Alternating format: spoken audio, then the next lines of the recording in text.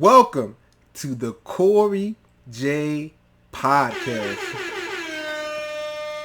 I'm back to bring you all another episode of the Contender series. And in this series, what I've been doing is breaking down 10 playoff teams that I think have a decent chance of competing for the NBA championship in the 2019-2020 season. And as you all know, I started this series by doing a team preview of the Los Angeles Lakers. But now we got to move on to the next one and get on with the next team in this series. And it may catch a lot of you by surprise if you're watching this video. So allow me to introduce the next team, the Los Angeles Clippers. Yeah, I know, right? But anyway, let's jump right into this preview and look at the free agency and draft additions that they made this summer. My lord, they got Kawhi Leonard, the board man himself, which was the biggest free agent available this summer. Kudos to the Clippers being able to snag Kawhi Leonard. I'll get back to him in a second. They also added Paul George, a guy who was top 3 in the MVP conversation this previous season. And that boy is a baller. They added Mo Harkless, Fiondu Kabengele. They added Terrence Mann, Amir Coffey, and Jonathan Motley, who returned on a two-way deal as well. So we got to get to the big fish, and Kawhi Leonard, who made a huge addition who was a huge addition by the Clippers this summer, being able to snag him. And before they got him, they was able to acquire Paul George via trade with the Oklahoma City Thunder, where they ended up giving up 5 first-round picks, something along those lines, and Shai Gilgeous-Alexander, and Danilo Gallinari as well. But that trade was definitely worth it, knowing that you were able to get Kawhi Leonard along with that trade. But man, to get Kawhi Leonard and Paul George paired together, this is a killer duo.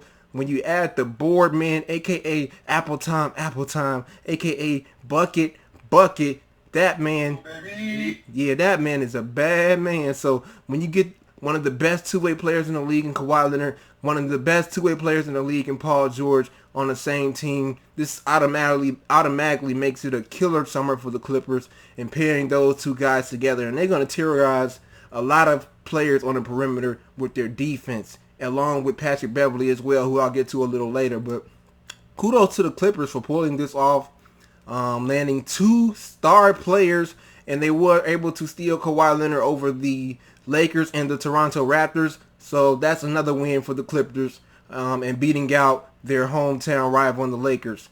And also adding a guy like Mo Harkless as well, who has played in playoff games and knows his role on this team. So he's going to be a key contributor, I think, for this team this season. And with the rookies and two-way guys they have as well, they still have some youth and talent to develop there as well. So kudos to the Clippers for making these free agency moves in the front office with Doc Rivers, Mike Winger, and so on and so forth, the GM. And they just killed it this summer with the moves that they made. So that's a hell of a start with the additions that they made. Now let's look at the subtractions. They lost Danilo Gallinari, who I already mentioned. Garrett Temple ended up leaving for the Brooklyn Nets.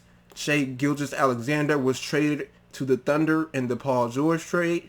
Sindarius Thornwell, who was a defender type guy, they ended up waiving and letting go.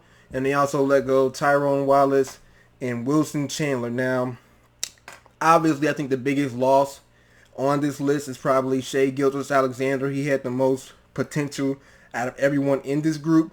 Now, obviously, Danilo Gallinari had a great year last year, but his loss doesn't seem as significant when you add Paul George and Kawhi Leonard, 2 wing players that can average 25 plus easily. So that loss doesn't seem as significant. But of course, Shai was a guy that a lot of Clippers fans really enjoyed watching and hoping that he would develop into one of the top point guards in the league. But again, you take that deal anytime whenever you're able to land Paul George and Kawhi Leonard. So kudos to the Clippers on that and pulling off that deal. Now, let's move on to the returning players. They did bring back Ivica Zubac, Lou Williams, of course, with his reigning 6th man of the year, like I'm Lou Will. They had to bring him back because he's still under contract. Montrezl Harrell as well, I believe he's in the last year of his contract, so he's definitely going to want to ball out as well. JaMychal Green, I think, was a low-key really good pickup for the Clippers as well, and bringing him back, and he's going to be a really nice backup big man for this team as well. Patrick Beverley, who was just a hound on defense this year. You've seen him trying to guard Kevin Durant in the playoffs, although Kevin Durant still going to do Kevin Durant things. Patrick Beverley is one of the best perimeter defenders in this league, arguably the best point guard defender in the league. So re-signing him this summer, where he was sort of entertaining other teams, it seemed like at first, being able to bring back a fan favorite in Patrick Beverley, that was huge for the Clippers. Landry Shamet is a knockdown shooter. He's only going to get better. I still can't believe Jerry West and the Clippers were able to steal him from the 76ers for what seemed like chump change at the time in the Tobias Harris deal. So adding a young shooter like that was definitely a plus, and he's going to be going into his second year as well, hopefully more developed. Jerome Robinson is coming back another year. Rodney McGruder, who spent a lot of his time with the Heat last year, and of course Jonathan Motley, who will be on a two-way contract, but he may end up being called up sparingly this season to play a few minutes here and there. So you gotta love it, man. They did maintain a lot of their core after the Paul George trade, especially when you're able to keep a guy like Lou Williams and Montrezl Harrell. That's a killer deal for the Clippers to maintain their two best bench scorers. And if you watched their chemistry last season, man, Lou Will and Montrezl Harrell pick and rolls, that was giving teams problems around the league. So bringing those two guys off the bench, hopefully they're able to maintain that chemistry, and they're going to be a problem in the Western Conference and in the entire league when they have that same amount of depth with those two bench players and the star power that they have in their starting lineup with Paul George and Kawhi Leonard. So watch out for the Clippers, man. They're going to be at the top of the Western Conference, I think, and those returning players, along with the new additions, they're going to be a problem, and it's the reason why they're considered one of the favorites by the betting and odds makers in Vegas. So let's look at some of the contracts that they signed and determine the value of some of these deals. Obviously, whenever you're able to get Kawhi Leonard, no matter what the contract length is, it's a huge bargain deal in my opinion. He's a superstar player in this league. And even if you have to pay him the max contract, he's worth it because he's a top 5 player in this league. Now, they did get Kawhi Leonard on a 2-year, $67 million deal, and he does have a player option for a 3rd year in 2021. Now, I'm sure most fans probably wanted him to sign a 4-year deal. What this deal does allow him to do is opt out of that 3rd year and possibly be eligible for a Supermax contract in 2021. So that's one way to look at it. Another way to look at it on the negative side is only having him for 2 years. It can kind of be a little bit concerning knowing that he could potentially leave in 2021. And as you can see, Paul George's contract is structured the same way. So they both have an option to leave in 2021, but it's probably more likely that they will stay, being that they Paul George in particular demanded a trade from Oklahoma City, which is the second team that he demanded a trade from. He probably doesn't want to keep bouncing around the league. So they did get Paul George on a 2-year, $68 million deal as well. And like I said, he has a 37.8 player option in 2021. And 2021, man, it's shaping up to be a big free agency class in the NBA. Right now, we have Kawhi Leonard, Paul George, LeBron James, Giannis Antetokounmpo, and I think a few other star players that I may be missing that are eligible to be free agents in 2021, man. And that's going to be a huge free agency class. I think teams are going to start lining up their cap space right now to have some cap space for 2021, because there's going to be a lot of star power in that class. And if you're a smart GM or a front office, you better get your cap situation straight by then. So watch out for that 2021 summer. Let's look at some of these other contracts. Ivica Zubac, who they bought back on a 3-year, $21 million deal. Zubac, he's a nice center. I watched a lot of him on the Lakers, and he did fill in pretty well on the Clippers as well in the regular season. He's a big body. He was one of the better rim protectors statistically. And he's still young and developing at the center position, but he did not play a lot in the playoffs. Now, that could be a matchup thing where he has hard times switching on guards or defending the pick and roll, but he still has to find a way to fit in meaningful games in the playoffs and adapt to different lineups and that nature. But he's still he's a big guy at center, a legit 7-footer that they can play at center. Because if you look at the rest of their roster, they really are kind of small in the big man department. Their second, center or power forward may be Montrezl Harrell, who is a little bit undersized himself already. So they may end up picking up another big man, I think, either this free agency or in the buyout market. But I do think they're a little bit thin at the center position as far as size and depth. So bringing Zubac, I think was cool. 3 years, $21 million is fair. I think that's about what he's worth in the open market. Now to Michael Green coming back on a 2-year, $10 million deal. I thought this was a great deal. Green is a guy that can get you some buckets off the bench. He also can defend, and he's just a smart player. I watched a lot of him with the Grizzlies, and he did play a lot of games with the Clippers as well. So I think this is just a great signing to add some depth to that front court that I was talking about that's sort of lacking some size, but bringing Green back was definitely a great addition for the Clippers. Now, Patrick Beverley, 3 years, $40 million. I think they had to do this. They had to pay the man to bring him back, but I'm not as high on this contract. That is about what he was looking for in free agency, about 12, 13 million per year. So I think that is fair, but considering his age, I think he's around 31, 32 years old.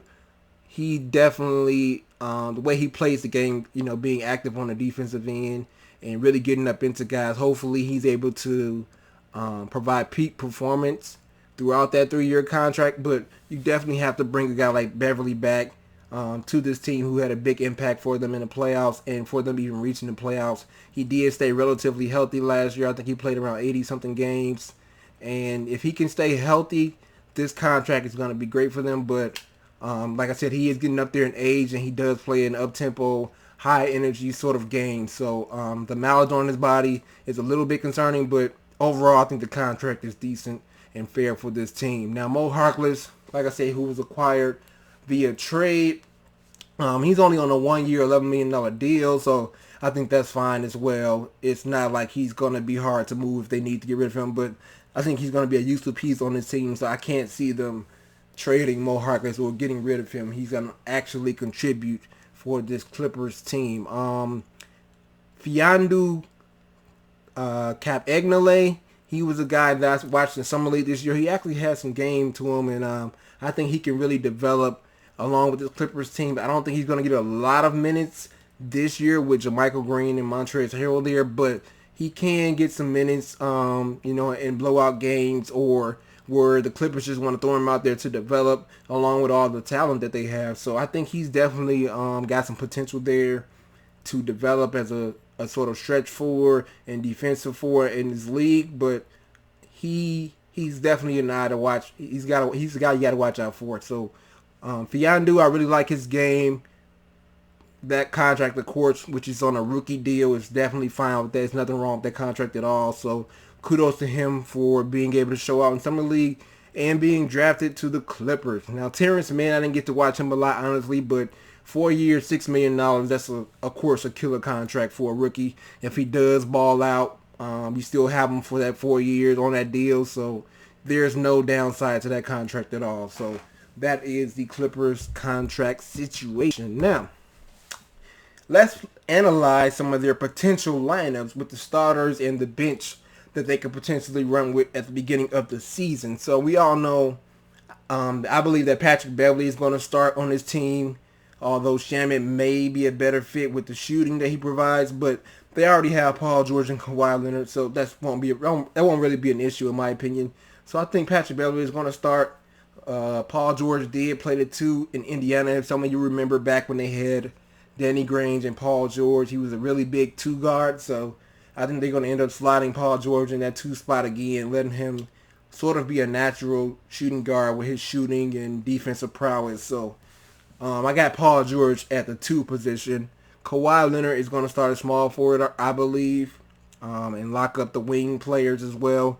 Mo Harkless, I believe, is going to start because you want to keep Lou Williams and Montrezl Harrell together on that bench because they have so much chemistry. Although Harrell is a better player, you have to have something off the bench with that bench spark that they're able to bring. So I think Mo Harkless is going to start on this team. And also Ivica Zubac, like I said before, the Clippers are lacking sort of size at the center position. So you need a guy that can rim protect and just sort of be a big body throughout 82 games in the regular season. So I think that will be their starting lineup. The bench, Landry Shamet will be the backup point guard. I think that's pretty obvious. I don't even know if they have another point guard signed to the roster, so that may be something as well that they may address to get some point guard depth. Lou Williams, of course, the sixth man of the year, is going to come off the bench, along with Rodney McGruder, who could fill in spots and minutes throughout the regular season.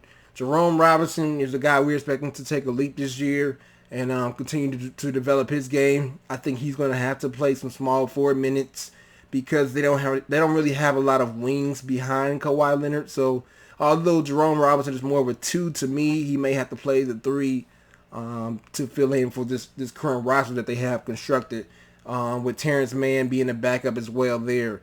And then Jermichael Green, I believe, will play the 4 or the 5. You can switch him and Hill depending on how you look at it. But I'm going to put Jermichael Green at the 4 here, with Fiondu being a backup and an option as well, who may see minutes sparingly on this team. And then, of course, Trez Harrell, who's just a beast when he plays. If you watch him play, he's very physical. He gives a lot of teams problems. I see him give Draymond a lot of problems as well with his physicality and his relentlessness in attacking the paint and going up for those rebounds and just being nasty with it. So Montrezl Harrell and Lou Williams paired together, like I said, they're going to be a problem off the bench for a lot of teams. And I think the Clippers are going to end up closing with Lou Williams, Patrick Beverly, Paul George, Kawhi Leonard, and Montrezl Harrell. I think that's going to be their closing lineup.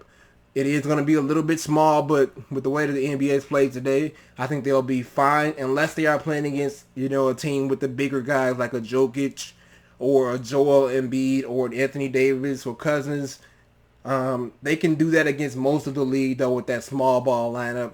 And I guess it will depend on which team adjusts first, whether if the Clippers decide to stay small or if the other team wants to switch to go small as well, or if they stay big. So it'll be a game of battles and adjustments as far as lineups. So what is the Clippers' grade, you say? It has to be an A+. Whenever you add 2 top 10 players in Kawhi Leonard and Paul George, some may think Paul George was higher than that because he was, like I said, top 3 in the MVP conversation this year.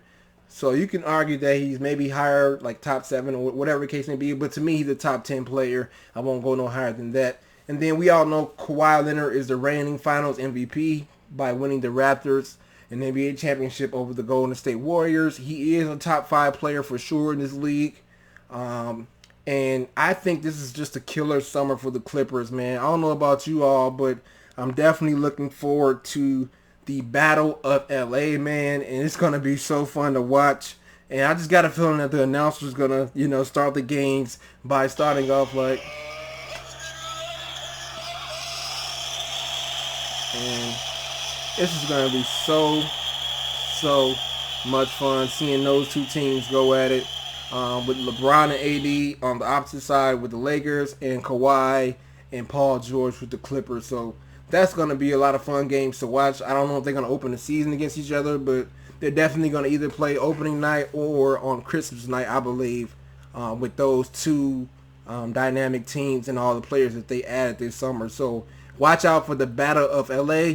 Other than that, thank you for watching. Make sure you like, share, and subscribe. Hopefully you like my Clippers team preview. Let me know your thoughts in the comment section, and I'll get to you guys on the next episode of the Contender series. This is Kori J, and I'm signing out. Deuces.